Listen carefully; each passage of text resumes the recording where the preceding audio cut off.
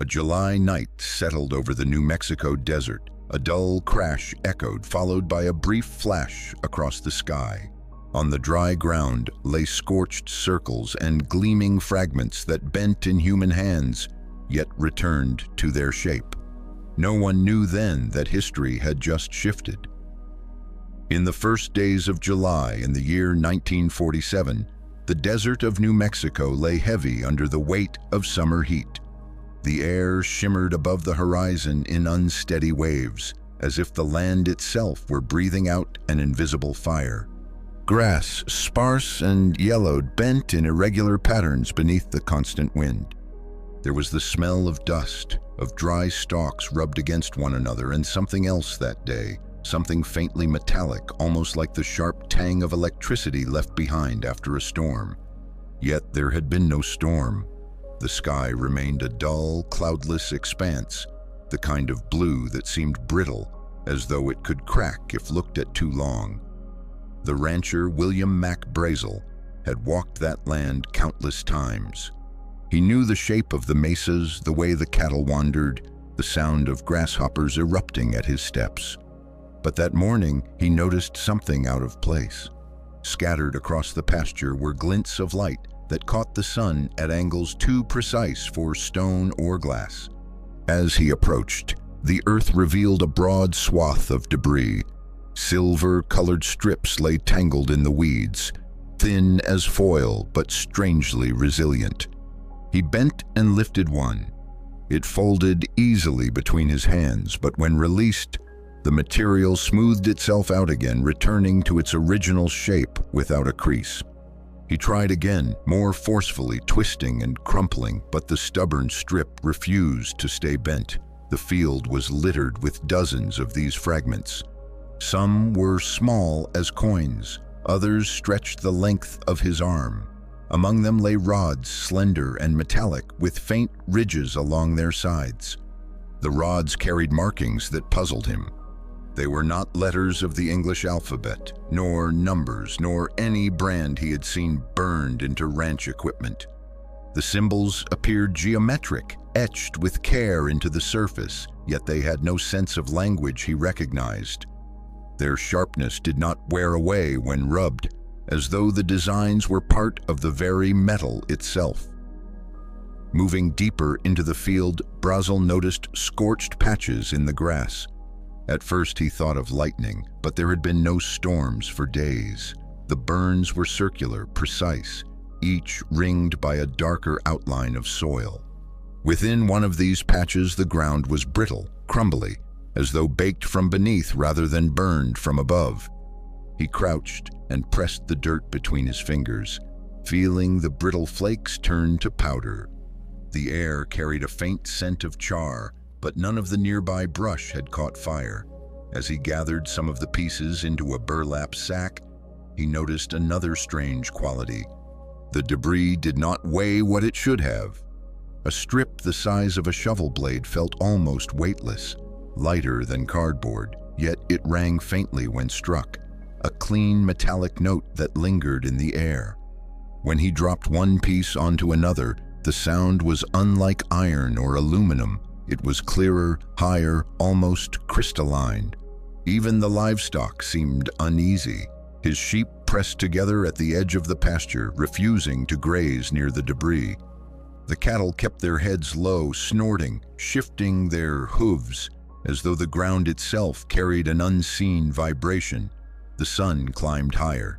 Heat lay over the land like a sheet, but Brazel felt a prickle rise on his arms, as though the air itself carried a charge. The longer he remained among the fragments, the more unsettled he grew. Each step uncovered new pieces scattered farther across the field, forming a line that stretched toward a shallow arroyo. It looked less like a crash and more like a controlled descent, something that had come apart in stages rather than exploded outright. At the edge of the arroyo, he found a length of material different from the rest. It was a rod, thicker than the others, about the size of a broom handle, smooth to the touch yet etched with a sequence of repeating geometric shapes. triangles within circles, arcs that resembled no tool marks he had ever seen. The pattern glinted faintly even in the shade. He lifted the rod and held it close, turning it over in the sun. The markings seemed to shimmer, as though the metal itself produced the light rather than reflecting it. For a moment he thought his eyes played tricks in the glare, but the effect remained. When he placed the rod into the sack, the other fragments seemed to align around it, shifting slightly within the bag, as if pulled by a subtle force. Brazel closed the sack quickly and set it down with more care than before. Around him the field stretched silent. The insects had stilled. The air was oddly muted, carrying only the whisper of wind against dry grass. He became aware of the emptiness, of how far he was from the nearest road or neighbor. A crow passed overhead, but its call was faint, muffled, as though the sound was absorbed into the air. Walking back across the pasture, he glanced once more at the scattered trail of wreckage. It covered a wide swath, wider than any aircraft he could imagine. No wings, no fuselage, only the inexplicable fragments strewn across the earth like the remnants of something both delicate and durable. He tried to picture a balloon, but the shapes resisted that thought. He tried to picture a plane, but there was no engine, no wires, no recognizable mechanics. Only silence and a trail of strange metal leading nowhere. By late afternoon, the heat shimmered harder than before, yet the patches of scorched ground remained cool to the touch when he pressed his palm against them. The contradiction deepened his unease. The sun baked his skin, but the blackened soil felt cold, almost damp beneath the surface. He wiped his hands against his trousers, but the faint metallic scent clung to his skin. As he returned to his ranch house, the image of the rod with its impossible symbols weighed on his mind more than the fragments in his sack. He could not explain it, and in the quiet of that evening, he wondered if he should have left it where it lay. Yet curiosity had already taken hold. The field beyond Roswell was no longer just pasture land. It had become a place where something had fallen, something that left behind material that refused to burn, bend, or break. And in the center of it all lay the unanswerable presence of marks that no one had taught him to read. The hook lingered in the silence of the desert. In one of the blackened rings where grass had turned brittle and soil had flaked into powder, a metallic rod still lay untouched. Upon its surface, the symbols shone faintly, as though the desert itself waited for someone to notice, for someone to ask the question that would never find an easy answer. 2 days after the discovery on the ranch, the desert road leading toward the debris field shuddered beneath the weight of military trucks. Dust rose in pale columns behind each vehicle, drifting slowly into the horizon as the convoy pressed forward. The heat of early July clung to the steel hoods, making them radiate warmth like stoves even when the engines idled. Each truck carried wooden crates stacked and strapped, the stenciled numbers dark against the raw pine. Soldiers sat rigid in the back, helmets tilted low, their expressions unreadable in the glare of the morning sun. The Roswell Army Airfield had received its orders without delay. Men were instructed to secure the site, recover all material, and establish a perimeter wide enough to prevent locals from straying near. The instructions were delivered with a precision that left no room for hesitation. By the time the convoy reached the pasture, the first order was carried out. The land was sealed. Barbed wire was stretched hastily between metal stakes, hammered into the hard ground. Signs were posted, each warning of restricted access under penalty of arrest. Armed guards took their posts at intervals, their rifles angled downward but their eyes sharp. The field, once open to wind and cattle, became a controlled zone. Soldiers moved in lines across the grass, stooping to lift fragments and place them into heavy canvas bags. Every piece, no matter how small, was handled with gloved hands. The fragments, weightless in appearance, clinked faintly as they were gathered, their sounds swallowed quickly by the desert air. Larger shards were wrestled into wooden crates that were then nailed shut with deliberate force. The hammer blows echoed across the pasture, a rhythm that carried a sense of finality. Among the men were technical officers who examined the strange properties of the debris. They bent and twisted the silver sheets, only to watch them unfurl again. They tapped rods against stone, listening to the metallic chime that lingered unnaturally long. Notes were scribbled onto clipboards, the words stark against the paper, yet their expressions betrayed no conclusions. They collected evidence but gave no explanation. The scorched patches of earth drew particular attention. Small teams crouched around the rings of blackened soil, measuring their diameter, tracing their outlines with chalk, and then scooping the brittle dirt into jars sealed with waxed cloth. Each jar was labeled, tied with string, and placed into padded boxes. Nothing was left behind without record. Even blades of grass that had been singed were clipped carefully and set aside. As the soldiers worked, locals who had drifted near were turned back with curt warnings. Ranch hands were told to remain on their property. Curious children were ordered home. Even passing motorists were stopped and questioned before being allowed to continue along the county roads.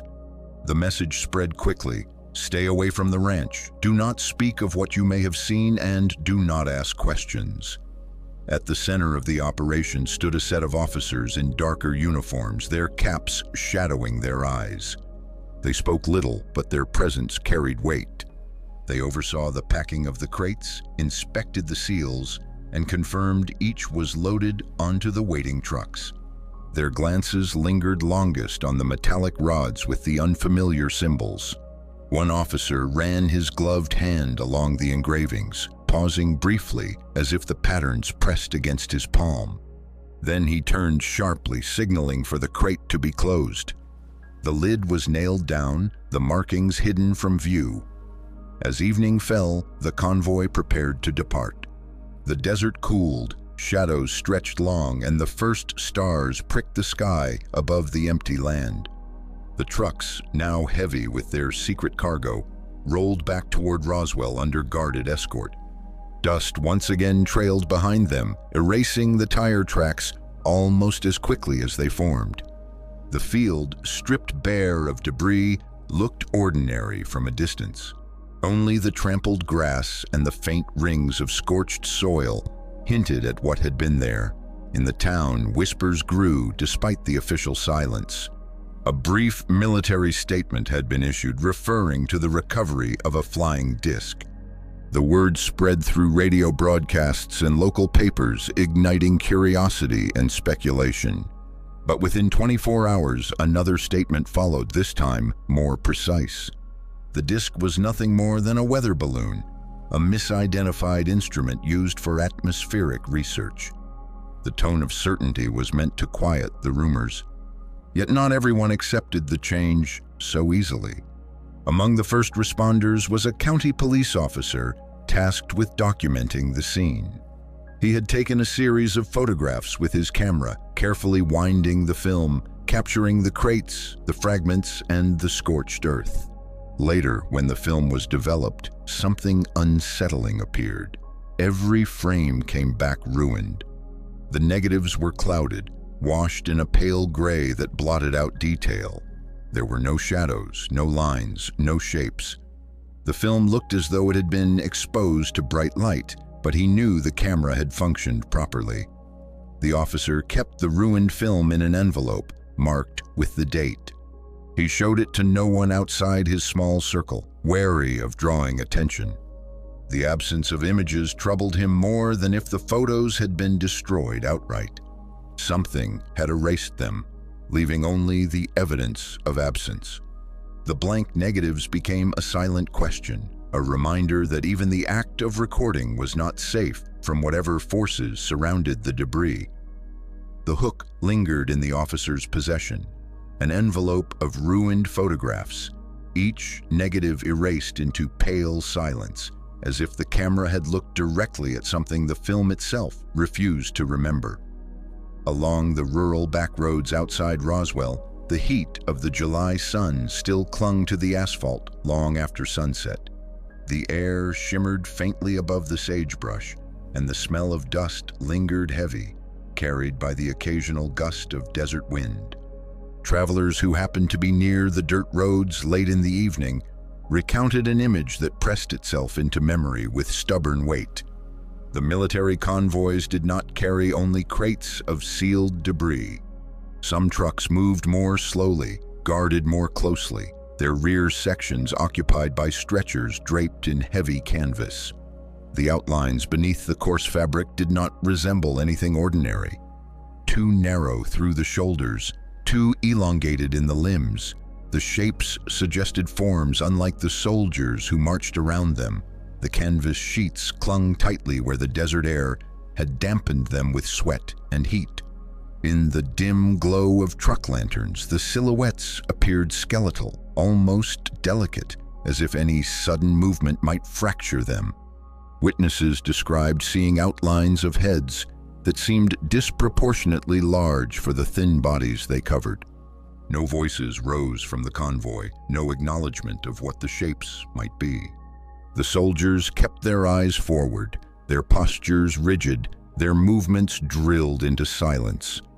By nightfall, word had spread through whispers across the county. Men in uniform were moving something secret, and those who lingered too long at the roadside were not left alone. Later that evening, several locals found themselves summoned to the sheriff's office.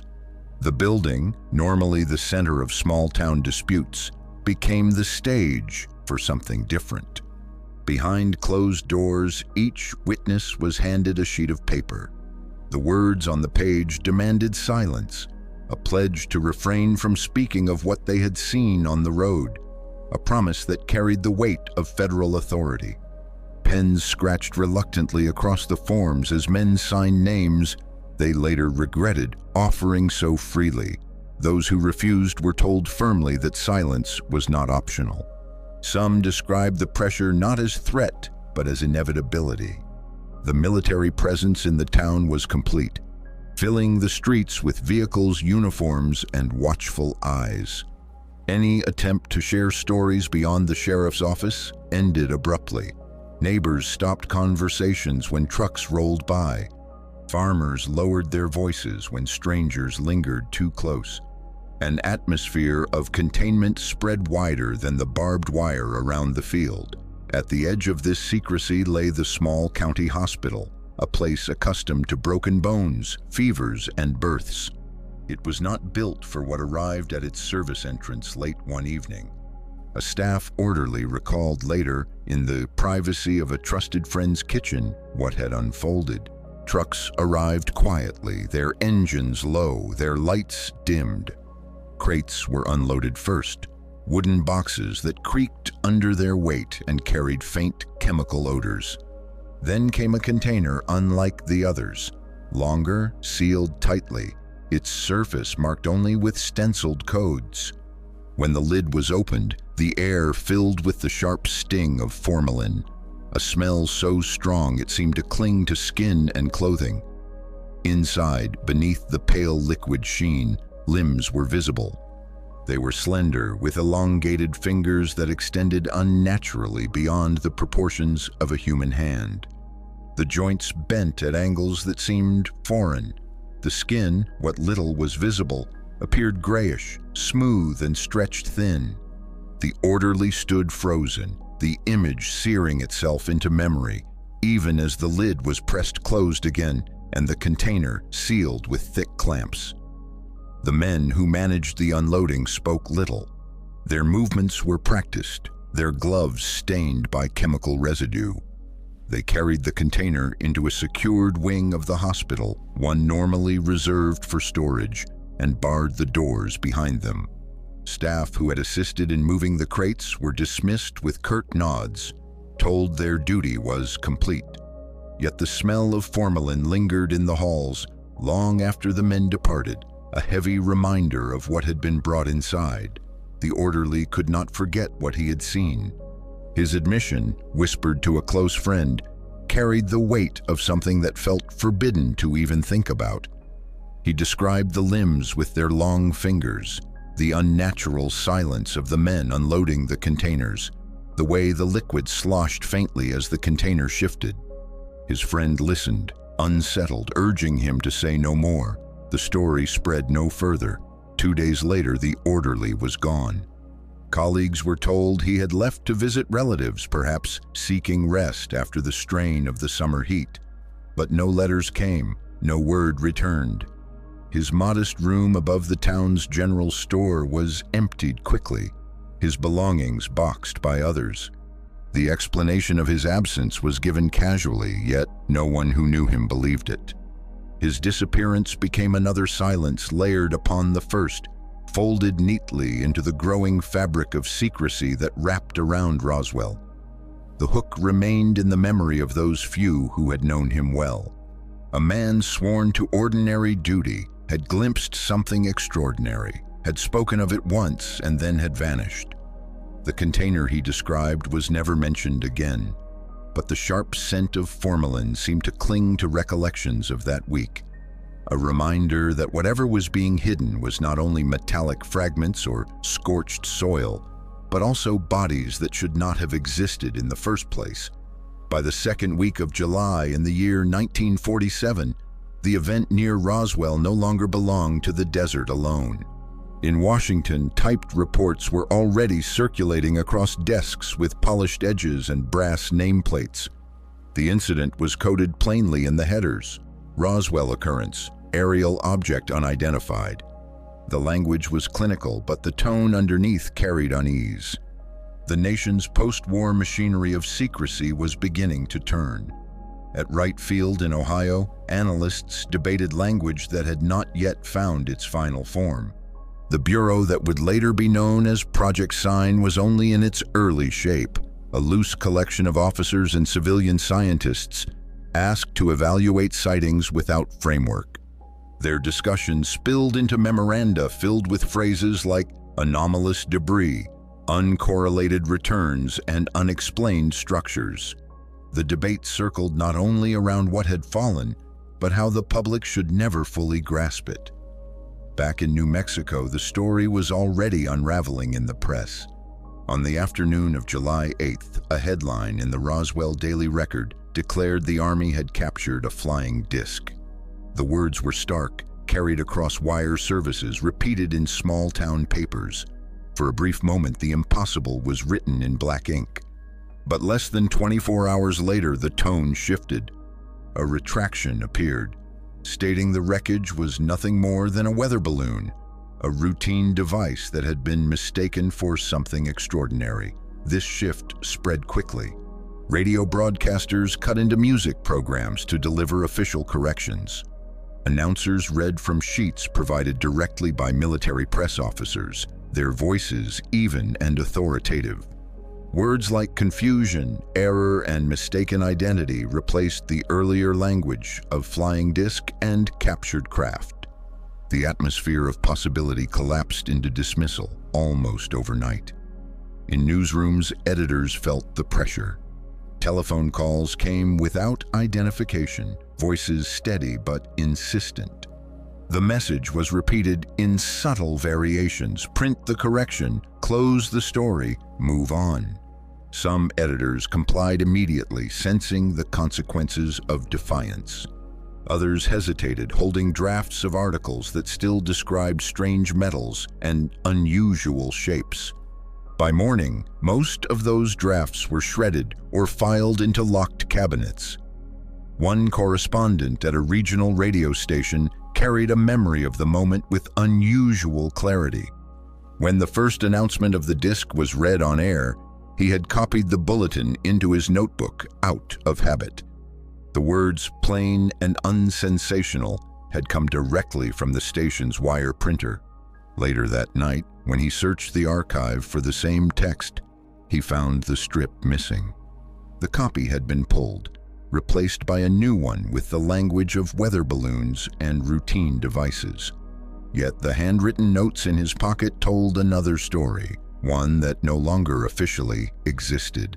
The correspondent showed his notebook to his editor, pointing at the original wording. The editor glanced at the page, then set it down quietly. He explained without elaboration that the station had received a call from higher offices. The story would not be pursued. The notebook returned to the correspondent's jacket, folded against his chest like something illicit. He kept it, though he never saw the words in print again. The machinery of silence spread further. Local witnesses who had spoken freely in the first days now avoided conversation. Some explained they had been visited by uniformed men who reminded them of their patriotic duty. Others said nothing at all, but their sudden quietness told enough. Families who had gathered fragments from the field were persuaded to hand them over. The strange pieces of material vanished into army crates, leaving behind only memory. Even within the military, not every man was granted full knowledge. Orders were compartmentalized, distributed through need-to-know briefings. A private might be told he was guarding simple scrap. An officer might be told the wreckage was classified balloon equipment for atmospheric research. Only a narrow circle saw the full documents, and even they read words that avoided conclusions. The directives repeated the same phrase: maintain control of narrative. In Washington, officials drafted public statements with careful precision. The words were designed not to clarify, but to settle, to close the space of uncertainty that had opened for one brief day. The balloon explanation became the official account, reinforced through repetition until it hardened into the only story most citizens would ever hear. Each denial, each dismissal added another layer to the network of silence. The hook remained in the details that escaped destruction. The notebook of the correspondent, with its copied bulletin about a captured disc, survived. It was a fragment of a story that had been erased from the official record. He kept it tucked away even when his editor refused to publish. Decades later, the ink had faded, but the words remained visible, stubborn against time. They told of a moment when the extraordinary was acknowledged publicly, if only briefly, before vanishing under the weight of orchestrated denial. The network of silence had formed swiftly, weaving through newsrooms, military offices, and the homes of ordinary witnesses. What had begun as a local event in the fields of New Mexico had been transformed into an absence, a void where questions were replaced with official certainty. Yet in that void, traces lingered, carried by scraps of memory, private notes, and the unsettling knowledge that the truth had been spoken once before it was buried. By the final days of July in the year 1947, the crates had already arrived at Wright-Patterson Air Base in Ohio. They came under heavy guard, marked only with simple shipping codes, their origins concealed even from most of the personnel who handled them. The base had seen countless deliveries of aircraft parts and experimental devices, but these containers carried an atmosphere of unease. The men who rolled them into secure hangars whispered of New Mexico and of something that was not supposed to exist. Inside Building 18, a section already associated with experimental analysis, the first examinations began.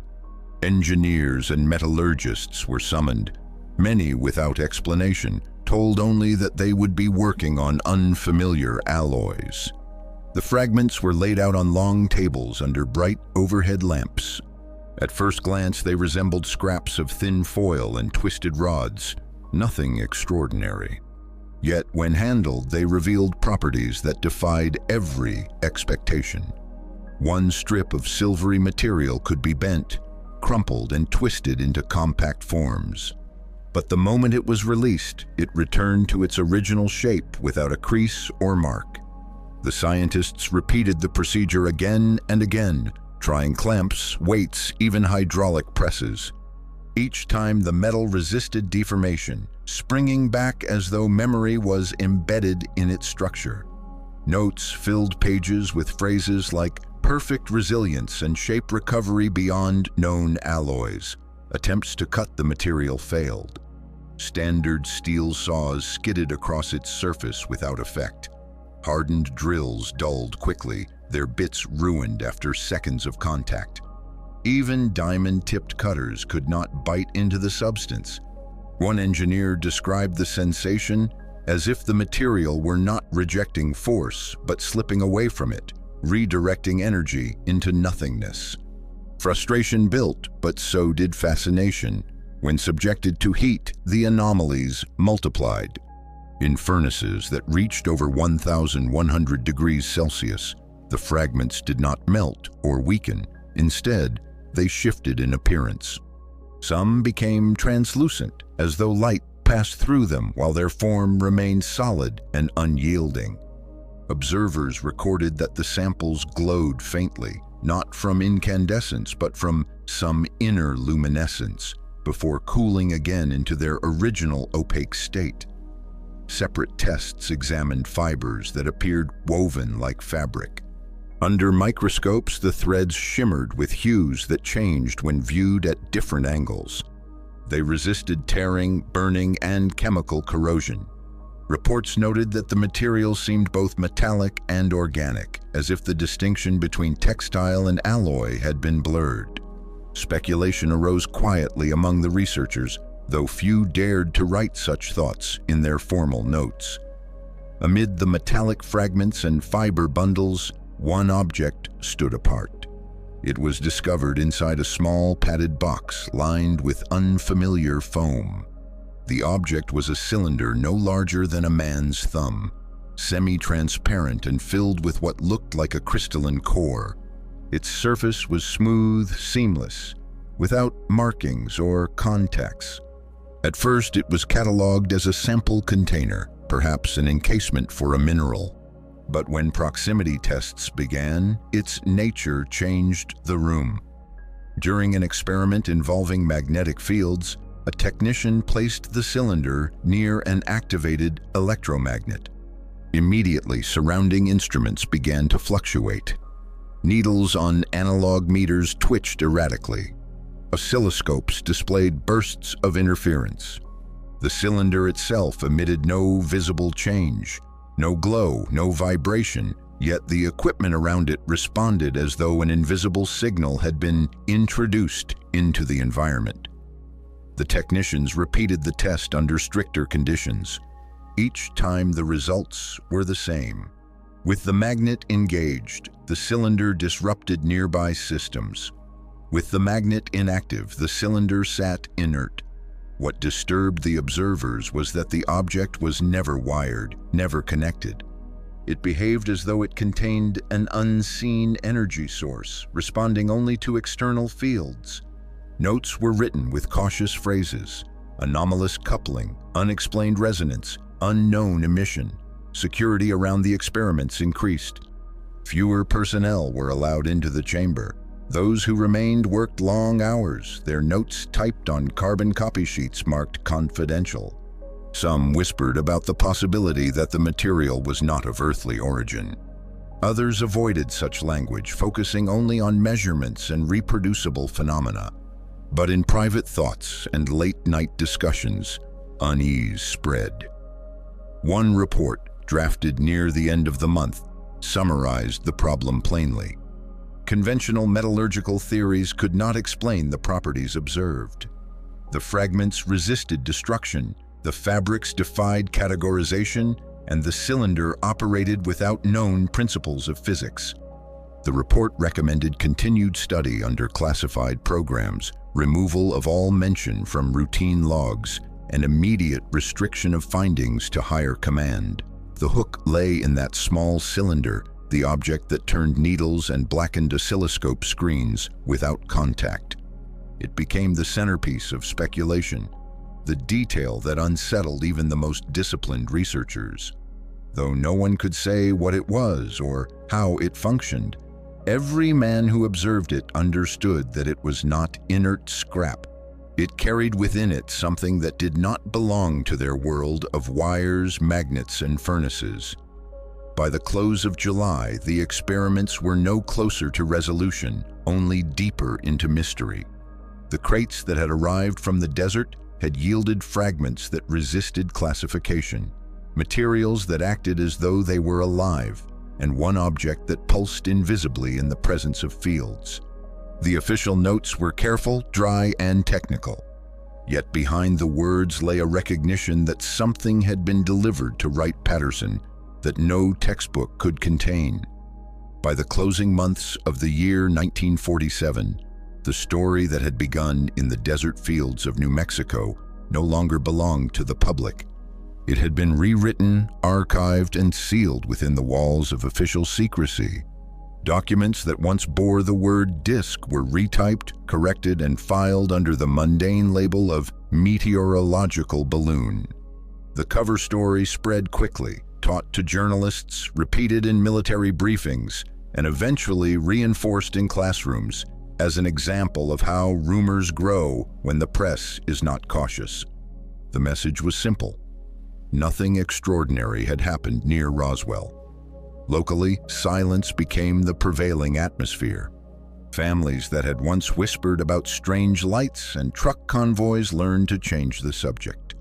In roadside diners where conversation usually wandered freely, the matter was carefully avoided if strangers were present. Some residents later claimed that men in black suits had arrived in unmarked cars, visiting homes and farms, politely but firmly advising people not to stir up old stories. They did not threaten, at least not directly, but the weight of authority pressed down like an invisible hand. Mac Brazel, the rancher whose discovery had begun the chain of events, faded from the public eye. His name had appeared in the first newspaper accounts, but within weeks he was absent. Neighbors recalled that he seemed distant, less talkative, and that he carried himself with the look of a man burdened by knowledge he could not share. He received a sum of money, the origin of which was never publicly explained, and his role in the affair was quietly erased from official memory.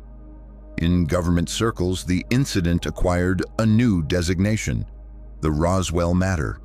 Reports were collated into folders marked restricted, and only select individuals were granted access.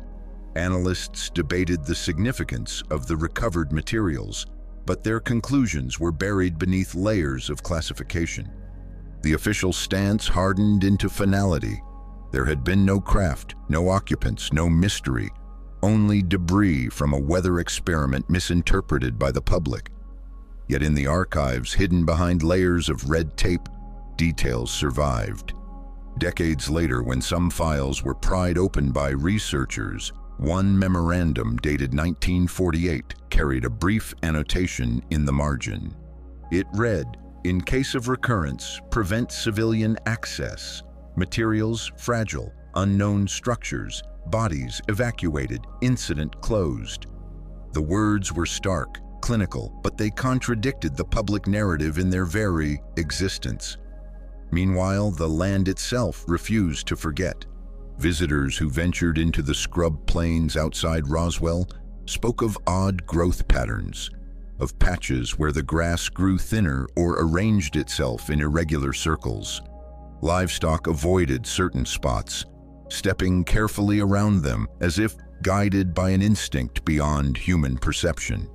Locals dismissed such claims as exaggerations, yet the stories persisted, whispered by travelers and written in the notebooks of amateur investigators.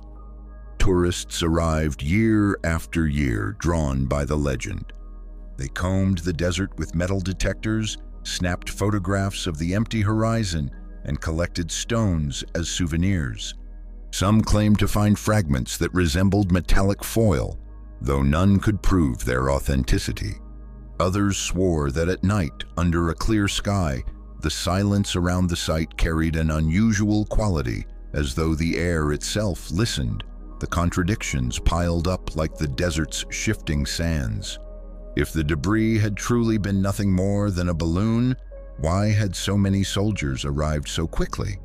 Why were the witnesses silenced, their accounts dismissed, their photographs missing? Why had the recovered material resisted every attempt to cut or burn it? The questions repeated across decades, surfacing whenever the official version was recited too cleanly. The Roswell incident became both a story and an absence of story, a gap in history where explanation dissolved. Some called it the birth of modern UFO mythology. Others called it a cautionary tale of government control.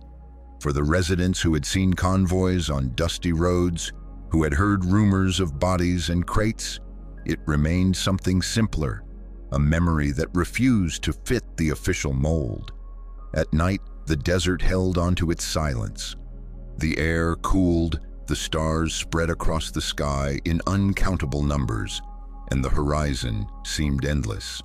Sometimes in that quiet, there was a sensation not of emptiness, but of presence, as though something watched from the darkness.